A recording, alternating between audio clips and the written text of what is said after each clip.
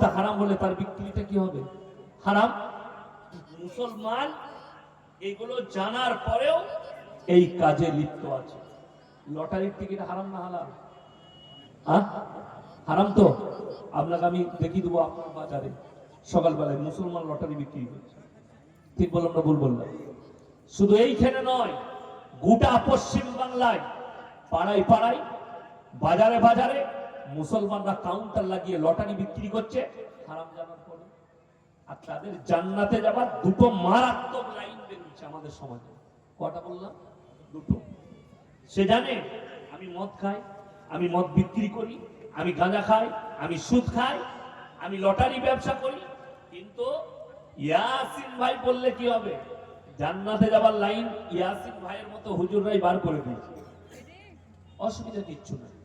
এই আমার আগের ভাই সাহেব মাদ্রাসার আদায় করছিল না, করেন, টাকা যাইছিল। এখন উনি তো কেউ কি চিনেন না। আপনারা সব আমার দিনী ভাই, আপনারা বক্তা শ্রোতা, আমি বক্তা, এটা সম্পর্ক। আপনারা মোবাইলে আমাকে দেখেছেন, আমি হয়তো কেউ কি আলেম ওলামাদিকে এখানে ওখানে দেখেছি বলে আমি চিনি, বাকি সবাই কি চেনার ক্ষমতা আমার নেই। এখন হুজুর আদায় করছে, একজন লটারিওয়ালা এসে লটারি ব্যবসা করে 1000 টাকা দিয়ে দিল। হুজুর আহারে বান্দারে গোদায় বসেছিল, আর ছিল কি না ছিল, 1000 দিল, দিয়ে জান্নাতে ঢুকিয়ে দিল। সে দেখলে এক থেকে ভালো রাস্তা আর কোথাও না, জলসায় যাবো আর জান্নাতে দিল। তো হুজুর তো জানেই না যে তুমি সুদখোর, হুজুর তো মাদ্রাসাওয়ালারা জানেই না যে তুমি অজান্তে সুদের টাকা দিচ্ছ, এদের কাছে হালাল হবে, এরা তো জানেই না। তুমি একবার এসে বলো দেখিনি যে আমি মদ বিক্রি করি, টাকাটা দিচ্ছি, আমার এই সাদা জুতোটা তোমার মুখে মারবো। আমি চ্যালেঞ্জ ছুড়ে বললাম, যত বড়ই বাপের বেটা হয়, এই জুতোটা তুলবো, মুখে ছুড়বো তোমার। সুদের টাকা কি দিতে আসবে প্রকাশ্যে? মদ বিক্রির টাকা কি দিতে আসবে তুমি মৌলবীদিকে? বড় কষ্ট লাগা, তুমি জান্নাতের আশা করছো। দ্বিতীয় নম্বর রাস্তা, সারা জিন্দগি সুদ খেয়েছে, মদ বিক্রি করেছে, গাঁজা বিক্রি করেছে, সব করেছে, যত জীবনে মসজিদে যায়নি, মারা গেছে। আমাদের সমাজে মিলাদ হয়, তার লেগে হয় না? মিলাদ পড়িয়ে ইয়াসিনকে দাওয়াত দিয়েছে, আমিও চলে এলাম বর্ধমান থেকে, 10,000 টাকা দিবে, অমুকের বাপ মারা গেছে। এসে আমি বললাম আগে খাই দাও। ইমাম সাহেব আর আমি দুজন মিলে মিলাদ করব, খেয়ে দিলাম। সন্ধ্যাবেলায় ঢুকি মাগরিবের পরে, তারপরে মিলাদ হবে। দেশি মুরগি আর রুটি আর পোলাও আর কাবাব আর মাছ চালিয়ে দিলাম, দেওয়ার পর মিলাদে দোয়া করে দিলাম, আল্লাহ তোমার বান্দাকে জান্নাতুল ফিরদাউস দান করো, আল্লাহ তার কবরকে নূরুন আলা নূর করে দাও। দিয়ে তাকে মোটামুটি জান্নাতে ভরে দিলাম। আমি আর ইমাম সাহেব, আমি গাড়ি চেপে বাড়ি যাচ্ছি টাকা নিয়ে। গ্রামের একজন হাজী সাহেব, একজন বাবাজি কাছে এলো। হুজুর কানে কানে কথা ছিল। কি হলো বাপ? যাকে জান্নাতে ভরলেন মালটা পাক্কা সুদ করছিল। তোবা তোবা তোবা, কাকে দিলাম বে জান্নাতে? দুঃখটা কখন লাগে জানেন? যখন রাতের বেলায় গাড়ি চালাতে যাচ্ছি, গাড়িতে চেপে জলসা করে ফিরছি, খবর পেলাম আমার এলাকার অমুক ছেলেটা ডানকুনিতে হাই রোডে অ্যাক্সিডেন্ট হয়ে মারা গেছে, বেথুয়াতে অ্যাক্সিডেন্ট হয়ে মারা গেছে। ফজরের নামাজ পড়ে তার বাড়িতে গিয়ে চেয়ারে বসলাম, পাড়ার লোক বসে আছে। একজনকে জিজ্ঞেস করলাম, ভাই ঘুমিয়ে গিয়ে অ্যাক্সিডেন্ট করেছে?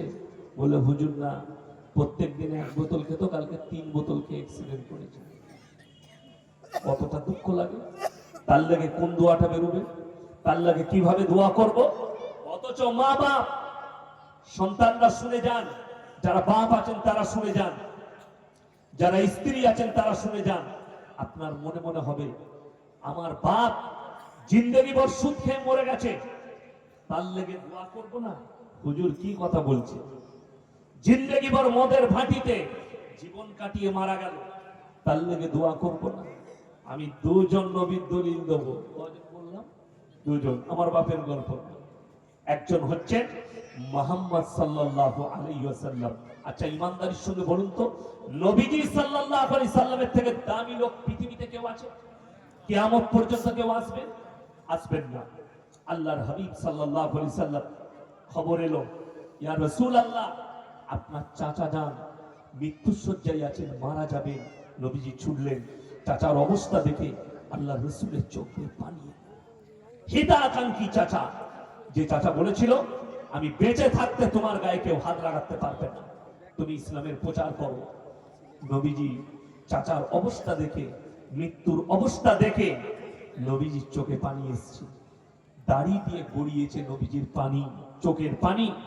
চাচার হাতটা ধরে টিপে বললে, হে আমার চাচা, আমি তোমার ভাইপো মোহাম্মদ, আল্লাহ নবী, তুমি একবার খালি কলমাটা পড়ে নাও, আমি আল্লাহর কাছে তোমার জন্য কেঁদে কেঁদে ক্ষমা চেয়ে নিব। নবীজি চাচার উত্তর এলো, আমি যদি বার্ধক্যে কলমা পড়ি, হে আমার ভাইপো, লোকে বলবে মৃত্যু ভয়ে কলমা পড়েছে, আমি কলমা পড়তে পারবো না। সকলে বলুন হিদায়াতের মালিক কে? আল্লাহ।